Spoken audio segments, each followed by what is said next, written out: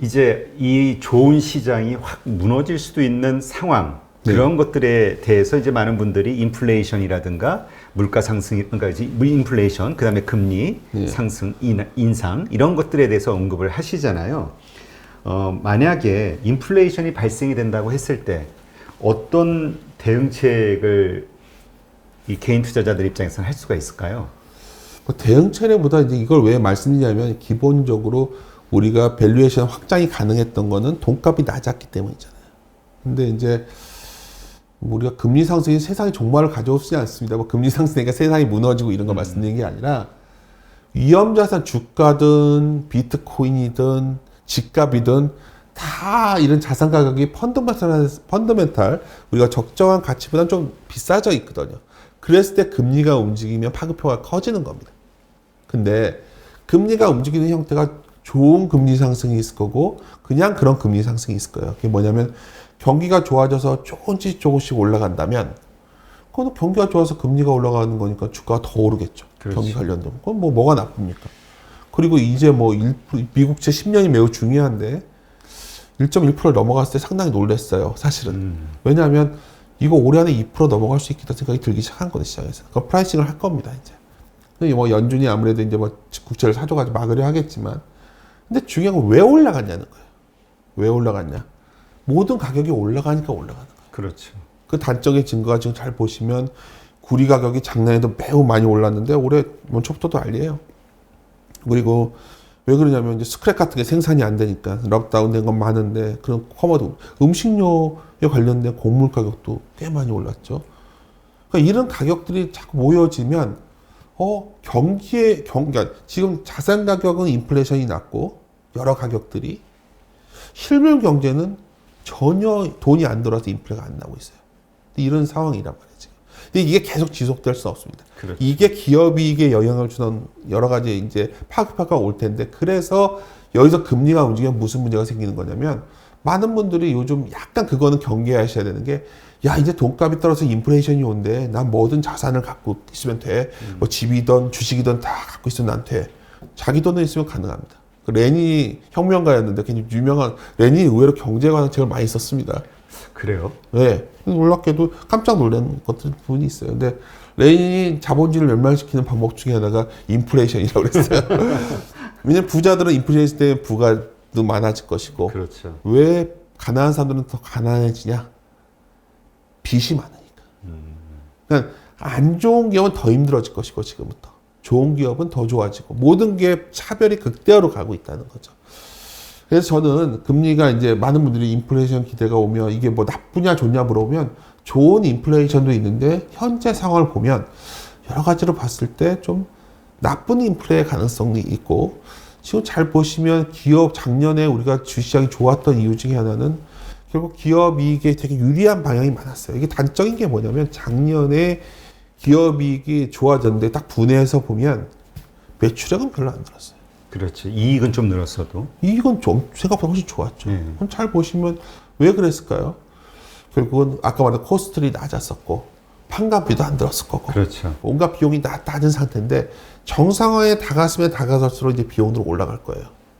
그래서 그런 것들 거기다가 잘은 모르겠지만 환경이 때문에 기회도 생기지만 관련된 코스트도 올라올 것 같고 유가 같은 게 매우 중요할 것 같거든요. 유가 같은 게 스물스물 올라오기 시작하면 여러 군데 영향을 줄 것 같고. 그래서 제가 말씀드리고 싶은 거는 금리 상승이 세상의 종말을 가져오진 않지만 결국 주가가 집값 등 이런 좀 비싸져 있는 자산에 영향을 주는 게 높아진 거고요.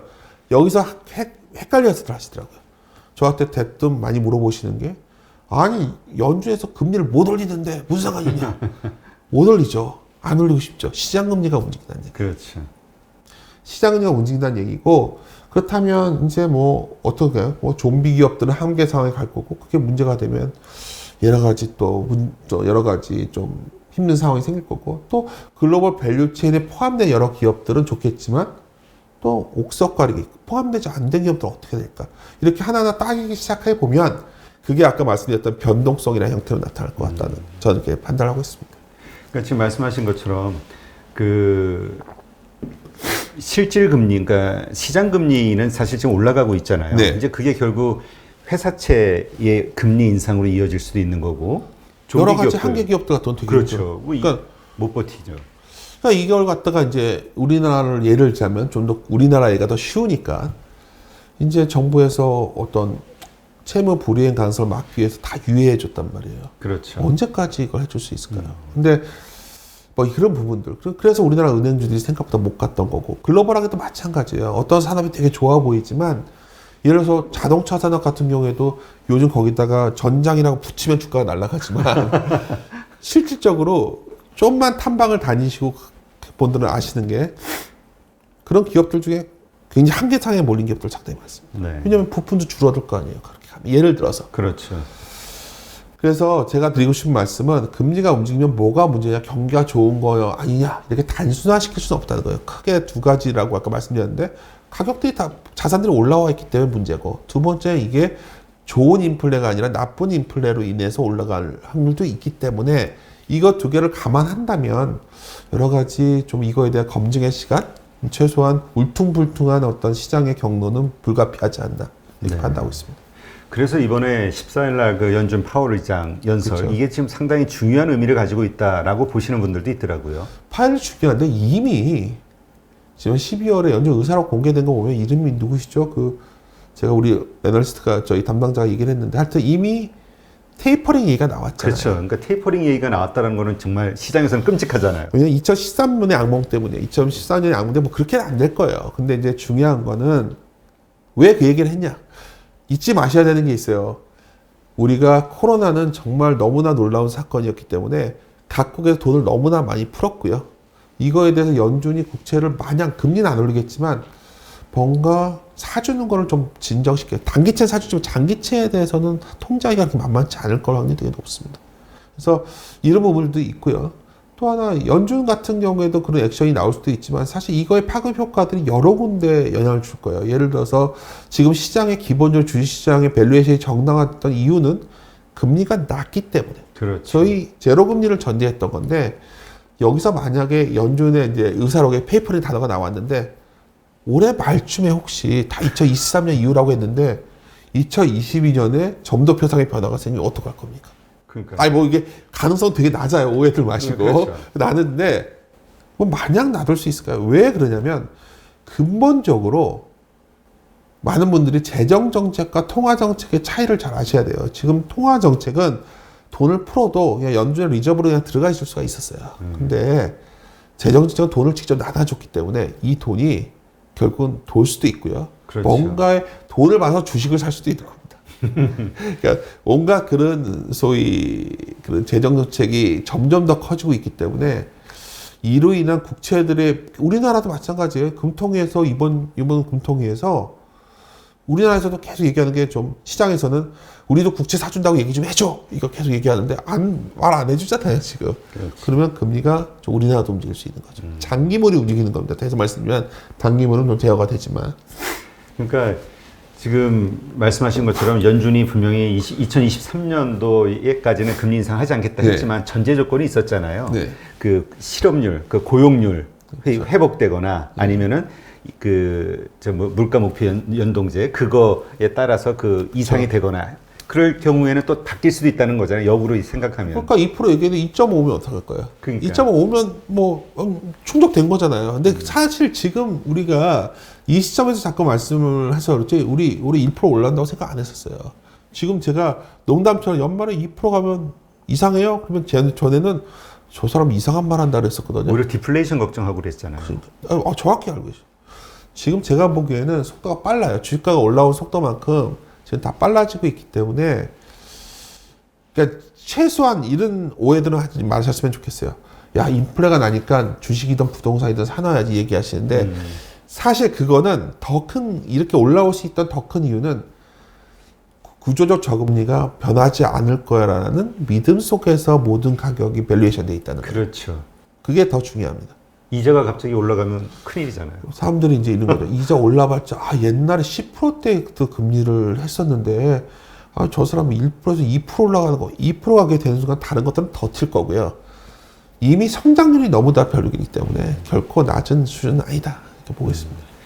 지금 말씀하신 것처럼 2%가 딱 됐을 때 어떤 우리가 예상할 수 있는 상황들이 생긴다 그러면 네. 뭐 그래도 그때 가서 조심하면 되지 이럴 수 있지만 많은 분들이 이야기하시는 게 기대 심리가 무서운 거라고. 당연하죠. 정말 1.5%만 됐을 때 이거 되는 거 아니야 하면 순식간에 그냥 2.5를 막 넘어갈 수가 그런 있으니까. 걸 본 적이 있었거든요.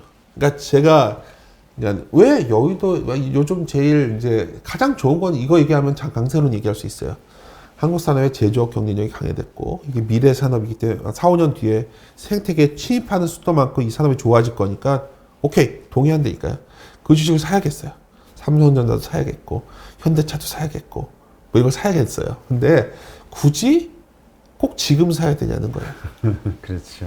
좀 이게 비쌀 때. 좀 쌀 때가 올까? 저한테 만약 오늘 8.15 모니터 온 기념으로 올까? 그러면 뭐 맨날 저희들 나와서 틀리지만 저희들 생각에는 확률적으로 접근했을 때 제가 주식시장을 그래도 몇 번의 사이클을 보면서 느꼈던 거는 그렇게 급한 마음을 먹을 필요는 없다는 거예요. 그러니까 항상 우리가 안 좋은 심리 중에 하나가 남들과 비교하는 심리, 막차를 타지 못할 것 같은 불안감, 이런 것들 때문에 실수가 반복된다고 하워드 막스가 얘기했었거든요. 되게 공감하는 부분인데 실수라는 건 별거 아닙니다. 좀 내가 끌려다니는 미스터 마켓의 조울증 같은 상태에 내가 끌려다니기보다 그냥 쟤는 원래 저런 애니까 제가 좀 쟤를 좀 활용하는 좀 그게 계속 반복된 말씀이지만 리서치 베이스 투자라는 거는 기본적으로 그거에 대한 고민을 담고 그 데이터를 추적하는 과정이기 때문에 저희들은 그런 시각에서 봤을 때 그런 기회는 분명히 온다 보고 있습니다. 그 작년에 여러 가지 그 예측들이 있었습니다만은 미국 대선, 네. 미국 대선으로 인한 변동성, 그 다음에 트럼프의 대선 불복 이런저런 것들 때문에 상당한 그 어떤 변동성이 예상되기 때문에 차라리 시장을 좀 쉬는 게 낫지 않겠느냐라고 많은 분들이 이야기를 하셨단 말이죠. 네. 근데 정말 그런 상황이 됐음에도 불구하고 시장은 확 올라갔단 말이에요.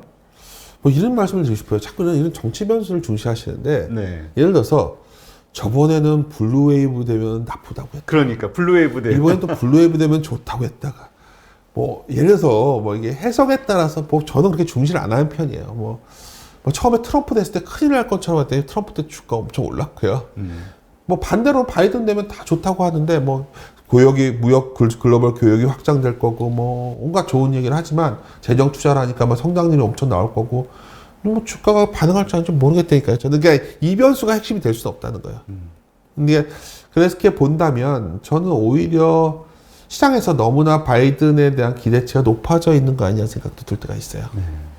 그러니까 제가 드리고 싶었던 질문이 뭐냐면은 이런 식으로 현상에 대한 예상들이 맞았음에도 불구하고 그 현상의 결과가 네.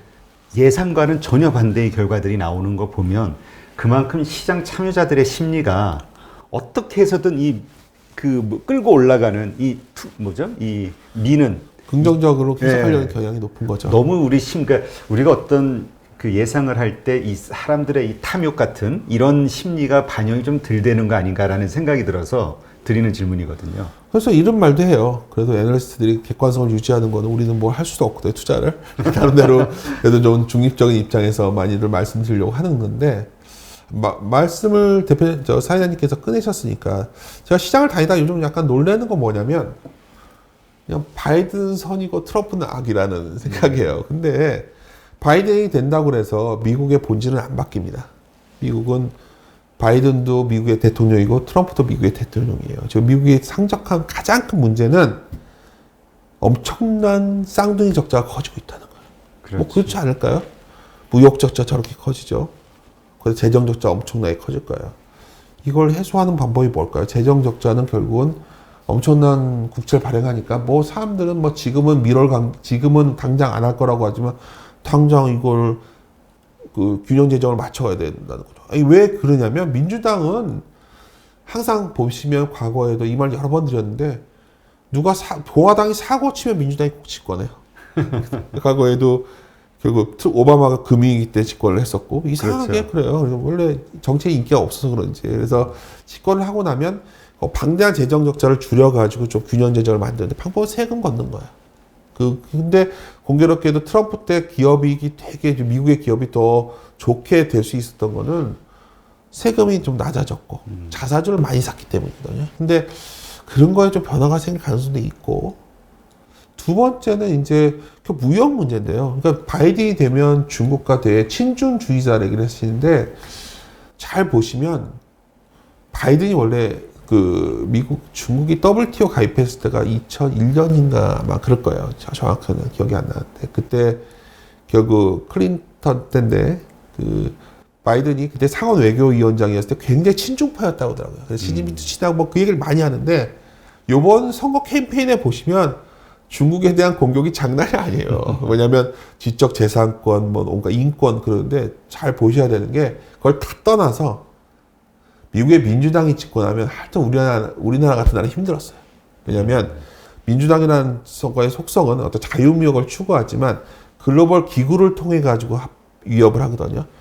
슈퍼 300조 우리나라가 클린턴 때 했고, 뭐 오바마 때도 참 우리나라 반덤핑 관세 얼마나 맞았는데요. 그래서 뭐 이게 항상 예를 들자면 뭐 바이든이 됐으니까 중국과 관계가 좋아져 가지고 이제 글로벌 교역이 다시 늘고 이런 건 안 올 것 같다는 거죠. 그래서 어떻게든지 작년에 미국이 그렇게 돈을 벌어 가지고 무역 자체가 저렇게 커졌잖아요. 그럼 미국이 그렇죠. 다른 말로 이전 소득으로 이렇게 국민들한테 돈을 나눠줬는데 그거 다 중국 상품 소비하는 데 썼는데 그거 좋아하겠습니까? 그래서 어쩌면 그런 쪽에 대한 바이든의 기대감치는 너무 높다. 저는 이렇게 보고 있습니다. 네.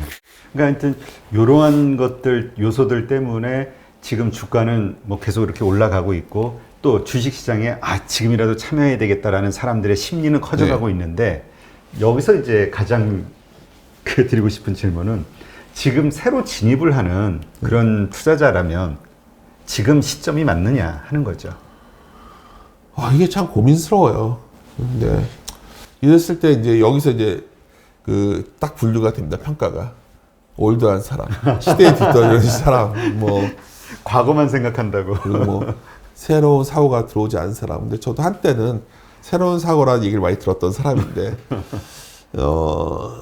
본질은 안 바뀌었다는 거죠, 주식시장. 주식시장의 원칙은 딱 하나입니다. 뭐 그 기회를 놓쳤다면 다음 기회를 노릴 수도 있는 거지. 모든 자산이 똑같다 생각을 해요. 그러니까 내가 자산을 살 수 있는 충분한 돈을 일상적 삶에서 돈을 모아야 되고, 그 돈이 어느 정도 모이면 그걸 내 수입은 들어오는 통로를 놔둔 상태에서 좋은 자산에 투자를 해야 되는데, 좋은 자산은 언제 사야 되냐? 부동산도 쌀 때 사야 되고, G2 쌀 때 사야 되고, 비트코인도 쌀 때 사야 되고, 물론 올라가서 여기서 사가지고 여기서 팔 수 있겠죠. 근데 굉장히 그건 어려운 영역이라는 거죠. 내가 버텨야 돈을 버는데, 버틸려면 방법이 하나밖에 없다는 거죠. 결국 그거는 적당한 가치를 평가하는 습관을 가져야 되는데, 그런 관점에서 제가 접근을 한다면 지금은 우리나라 역사상 가장 높은 PER 레벨에 있고요. 네. 이익을 본다면 올해 이익 전망치가 거의 영업이익으로 48% 느는 걸로 돼 있어요. 2021년이. 그럼 과거에도 2017년과 18년을 예를 들더라도 17년에 우리가 18년을 엄청 좋게 봤었거든요. 근데 18년에 어떤 일이 있었냐? 1분기 실적을 딱 열었는데, 물론 그때 무역 분쟁이 있었어요. 이것도 있었지만, 왜 이렇게 안 나오지? 그때도 그냥, 2분기, 이상한데? 그래도 안 나오네. 아이씨, 분기마다 그러면서 결국 이게 기업의 악화로 계속 쫙 생각보다 기업 많이 빠졌습니다, 그때. 네. 근데, 올해 보셔야 되는 거는, 그럼 당장 1월 22일이면 바이든이 취임식도 있지만, 4분기 실적이 나올 거예요. 그것도 보셔야죠. 아마도 4분기에 기업들의 이익이 생각보다 별로면 뭐 좀 주춤하지 않을까요? 뭐 많은 분들이 요즘은 기업의 이익은 중요한 게 아니야. 그런다면 제가 자신 있게 말씀드립니다. 저도 그런 생각을 한때 했었는데 반성하고서 항상 반성하고, 저는 굉장히 모멘텀 플레이를 좋아하는 사람이었기 때문에. 네. 근데 하나의 이유에 반성한 이유는 결국 이익이 가장 중요하고 가장 오픈되어 있고, 결국은 기업의 이익에 수렴하는 거는 반복돼 왔다. 이 말하면 미국의 이제 성장 테슬라들 얘기하시는데, 이제 뭐 그건 약간 다른 분야예요. 그건 뭐 기업, 그래서 뭐 그거는 제가 뭐 잘못 부분이 있을 것 같은데, 그렇게 본다면 지금이 이 기대감이 좀 오히려 실망했을 때 사시거나, 좀 올해 중에 이렇게 좋을 때보다는 변동성이 크게 나올 때, 그럴 때 사시는 게 낫지 않을까. 그렇게 저는 판단합니다. 아까도 말씀하셨던 지금 못 사면 앞으로 살 기회가 없을 것 같은 조바심, 이걸 버려야겠네요. 그건 정말 잊지 마셔야 되는 게, 제가 이렇게 뛰어나서 드린 말씀이 아니라 부동산도 똑같더라고요. 막 저거를 근데 정작 왜 문제가 되냐면 돈들이 없기 때문이에요.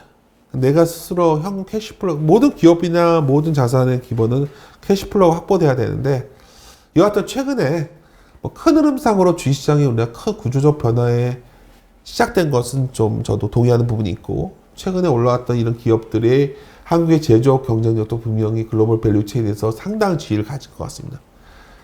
근데 그건 우리가 알게 됐어요. 좋은 기업이 뭔지도 알게 됐는데 하나 남은 것 같아요.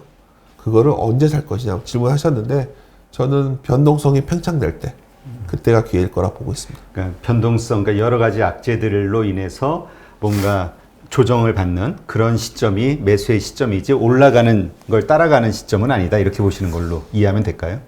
뭐 많은 경험이 있으시겠지만 지나고 보면 그렇지 않았습니까? 항상 그렇죠. 지나고 보면 뭔지 우리가 있잖아요. 우리가 항상 후회하는 건 뭐냐면 후회라는 감정은 우리가 자꾸 과거를 후회한다고 생각하시는데 과거에 내가 잘못된 행동 때문에 미래가 후회하는 거거든. 내 미래가 비전이 없어져서. 근데 뭐 어떤 후회가 아까 실수 후회의 공통적인 특징은 결국 내가 제어하지 못할 때 드러난다는 거죠. 그러면 스스로 물어야 된다는 겁니다. 지금 상황이 딱 이것만 물면 되거든요. 정말 요즘 제일 유행하는 게 나는 기업의 주주가 아니라 장기 투자자가 되는데 제가 가진 철학 이거 소신이기 때문에 말씀드리지만 사실 그걸 하기 위해서는 여러 가지 조건이 맞아야 돼요. 무조건 한다고 되는 건 아닙니다. 그렇죠. 그래서 조건의 가장 중요한 거는 결국 올드한 방식이지만 기업의 이익 대비 과연 이 주가 수준이 어느 정도 있는가를 뭐 이제 주린이에서 성숙한 투자자로 변신하고자 하시는 분들이라면 반드시 체크하셔야 된다. 저는 이렇게 판단합니다. 그러기 위해서는 작년에 아주 낮게 들어와서 많은 어떤 상승폭을 맛보셨던 분들은 그 기억을 빨리 잊어버리셔야 될 것 같아요. 자꾸 작년처럼 돈 벌기를 원하시는 분들이 많더라고요. 제가 놀란 게 뭐냐면 그 30-40% 수익률이 되게 우스웠게 생각하시더라고요. 아니 2배도 못 벌었어? 네, 요즘 저도 왜 이런 얘기야? 심지어 제 뭐 처에 관련된 왜 주식을 몰라 그냥 주식하는 애가 아니었는데 했는데 제가 수익률 보고 정말 뛰어나다고 느껴서 깜짝 놀라서 100% 났더라고요. 그래서 제가 야, 너 대단하다 했는데 이게 뭐냐면 그만큼 자신들이 넘치죠. 근데 그게 아주 좋은 겁니다. 그래서 그 주식의 이익이 났다면 뭐 그 주식에 100% 났다면 50%는 빼서 현금을 갖고 있다가 그런 기회가 오면 사시고 나머지 50%는 주식하시고 뭐 이런 방법도 있겠네요. 뭐 이런 여러 가지로 스스로 돈을 우리가 누구나 뛰어난 그룹, 위대한 투자자가 될 수 없다는 게 제가 주식시장에서 배운 교훈이었고요. 시장은 어느 이유를 알기 전에 변화가 생깁니다. 이게 참 그렇죠. 힘든 거예요. 그러니까 우리가 올라가고 나면 이유를 정작 정당화되고 저희 같은 사람들이 그냥 뒤에 가면서 이제 설명해 주는 겁니다. 목표 주가도 그때 올리고. 근데 엄밀히 말하면 시장이라는 거는 균열이 올 때도 정말 알 수 없어요.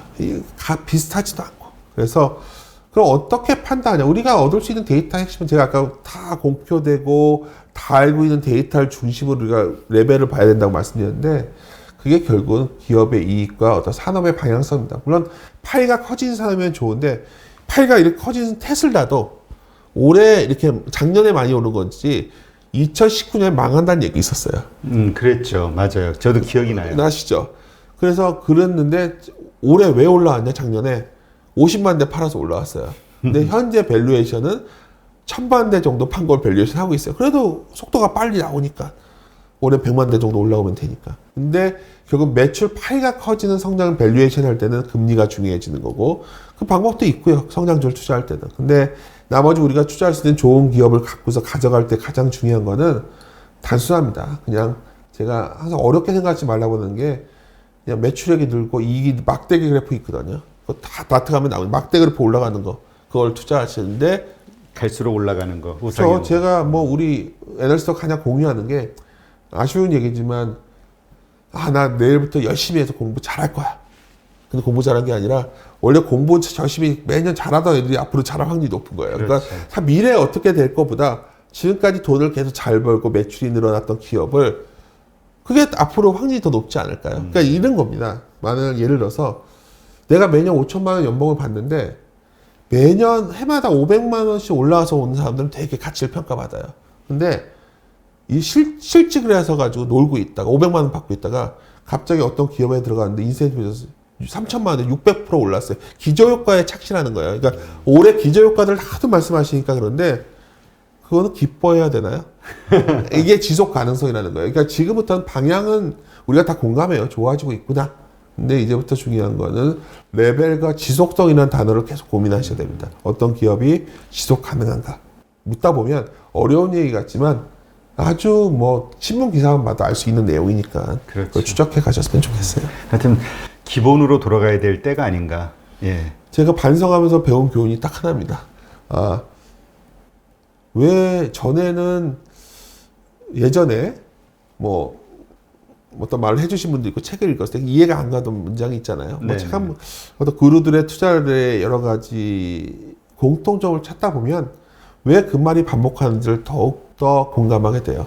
그래서 뭐 하여튼 뭐 여러 가지 뭐 별거 아닌 것 같습니다. 결국 우리가 어떻게 행동하냐의 문제인데 뭐 뜨거운 가슴을 가지시되 좀 냉철한 머리를 가지셔야 되는데 냉철한 머리가 갖는다고 가질 수 있나요? 우리가 결국 숫자를 확인하면서 이거는 내 범위를 벗어났구나. 포기하면 되는데 그거에서 계속 잘 되겠지만 여기서 어느 날 미스터 마켓의 조울증이 한번 작동되면 그 순간이 왔을 때는 상당히 좀 말도 안 되는 이유로 갑자기 또 힘들어지는 상황도 올 수 있고요. 그러니까요. 올라갈 때는 이러저런 이유들 때문에 다 이유가 붙는데 또 떨어지게 되면 이래서 떨어져. 갑자기 여러 이유가 또 확 나오잖아요. 제가 요즘 그런 거 한다니까요. 도대체 얼마까지 올라갈 수 있을까를 하도 질문을 받아서 뭐 해봤냐면 우리나라가 글로벌 대회 할인율 된 거 그 비율만큼만 나머지는 다 멈춰있다 보고 뭐 현대차, 삼성전자 뭐 이런 것만 해봤더니 한 3,500 나오더라고요. 근데 그게 무슨 의미가 있냐는 거예요. 제가 그래서 지수가 3,500이 가능합니다. 이게 중요한 건지 그거보다 그냥 오늘 내가 지수가 막 엄청 올랐는데 며칠 전이 그랬던 것 같아요. 뭐 삼성전자, 현대차 올라오니까 막 지수 이렇게 올라오는데 내가 가진 종목들은 다 별 볼 일 없는 거예요.